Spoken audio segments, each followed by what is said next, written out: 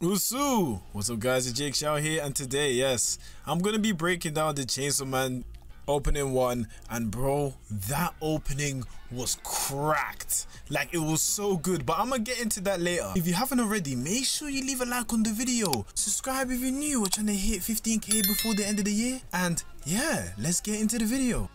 So yeah, we see the gang, and this music is mwah, but the gang is all in suits, you know what I'm saying, because they're all wearing in uniform. They all gotta look sophisticated, they gotta look clean, and all their facial expressions all express how they are as a character. Now in this scene, you see Denji holding Pochita, and this is basically the savior from death. That's why you see all the tombstones.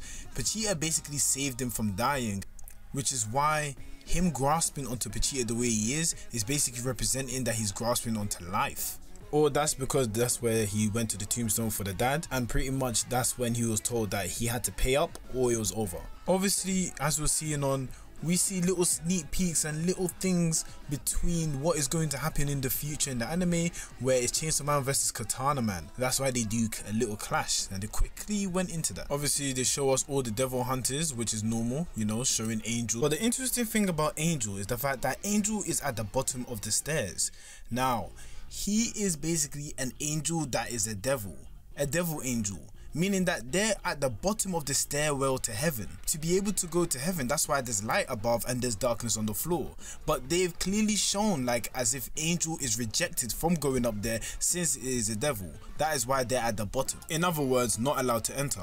If you didn't realize, in this little scene when they're at the movie theater, we see Kishibe, we see Angel, we see the spider devil just casually there, which is the enemy, which is why this is funny. Beam, who is the goal of the show, and you can see Power took Kobeni's seat when Kobeni went to go to the toilet or something, and Kobeni's trying to get the seat back, and Himeno has to deal with the situation, which is so long and boring, while Denji and Makima are both enjoying it because of the, you know, the movie scene coming very soon. And yeah, like Aki's just enjoying the movie, ignoring everything around him. Obviously, as you can tell, we can see the scene of when Denji was basically made to be a dog. Obviously, you know why, and this is due to the fact that Makima basically treats him as one and tells him to be one. Obviously on this, you see the future villains that we're going to have in this arc. And then we see it through the gun devil. You see how the gun devil had all the bullets ready to shoot onto the world? Yo, that is when we're going to see the scene of when Aki's place got boomed and everyone else in the country as well as everyone else in other multiple countries. What a crazy scene. Going a bit forward, you can see that Denji is trying to reach out to Makima, and in the process of trying to reach out to her, he's not able to get to her, which can be a signification that he never had the chance to get her in the first place, which is very interesting. Now, in this scene where Makima is doing like a square box with the eye, it can be an indication to the fact that she can see everything in 4K. You know what I'm saying? Like, she can't miss a beat, and we know why, because of the ability that she has, which pretty much paints the whole picture of everything before he even started. And even furthermore, she's feeding Denji something which is basically meant to illuminate that she's going to get anything that she desires and has him where she wants him, which is why then to the next shot it shows blood in the background, because she's like, I gotcha. Obviously we go to the part where Denji actually faces the devil and he starts to go crazy. Then we see a little bit of Power using her special technique to use blood and form them into different type of things. We see also a scene where Power is on the pole, and you see that one chapter of when she was wearing glasses and pretty much looking smart along with Denji. Yeah, that was a pretty cool panel. Yeah, now then we get to a scene where Denji is cooking in the kitchen. Now, I don't know if you guys know, but when I hear Denji cooking in the kitchen, there's only one thing in mind, and that is when, you know, Makima. That's what I'm gonna say, Makima. Seems like they like doing a little bit of foreshadowing in this opening. They're pretty interesting.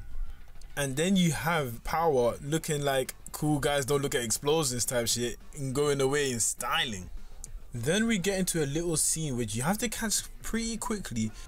Power and Denji at the bottom are playing around or having things that they wanted ever since they were young. So for example, Power was playing around with Miaoi, who she found very precious at the time. Denji is holding lunch or food, which he finds very precious also. Then after, it goes to Aki, who is on top of snow, And you guys know exactly what that means when Aki is on top of snow. And then after that, we go to the person that's at the highest of all of them on top of books, which can be represented to be Halloween perhaps. And you can see that that is the person who is fully in control of everything. It shows the struggles and how everyone started off with their struggles, but it doesn't show that same thing for Makima. And maybe the reason Aki is an adult is because even though the snow situation happened, he had to mature quite quickly, whereas Denji and Power in the other case hasn't really matured to that state yet. In fact, because Aki gets later in the manga things to be able to see into the future, he's able to look above at the destruction that has actually occurred, and Makima can always see the destruction at the very top, whereas both Denji and Power are ignorant and basically oblivious to the situation. Even to the point where they even showed the devil that Aki gets later dancing around, which is pretty funny, I'm not gonna lie. But because the future devil loves and enjoys when he knows the future of when people are going to be hurt or in despair, you can actually insinuate, because from the future devil we get into the next panel where it shows us 2 seconds later the fact that Himeno's ghost appears, which could indicate looking 2 minutes later to seeing the conclusion on what happens to Himeno and the ghost. That kind of a bit funny and tricky. Maybe I'm going a bit too deep into it, but that's kind of how I perceive it. Of course, it shows a little bit of Katana Man, because it's obviously saying that, yo, Katana Man's going to be a very pinnacle part in the story. And when Himeno sacrificed herself to save Aki, pretty much it was against Katana Man to stop him from being able to kill him. If you remember, there was a bowling scene, and on the bowling ball that Aki's about to throw is number 11. Now, this is a nice Easter egg I think I found. It was the fact that when I went to chapter 11 of Chainsawman, this is when they all got together and were in a reunion. Meaning that they were all having laughs, and just how Power is laughing in the background is when they had good vibes. And this is the most wholesome part of it all. You can see Denji and Power having as much fun as possible. Aki looks at the camera behind, he does the con, and the whole screen goes black, because that indicates that the fox has eaten the cameraman or whatever is in this war. So yeah, this was the breakdown of Chainsawman opening 1. I can't lie, this was a sick opening. I'm gonna start listening to this loads of times. I'm probably gonna know the song off by heart very soon. If you haven't already, make sure to subscribe. I'm telling you, if you subscribe, you'll be able to see a lot. The Chainsawman fun doesn't end here. Check out my other videos on the screen right here. And as I say to the new and old people that come and visit my channel, Njana.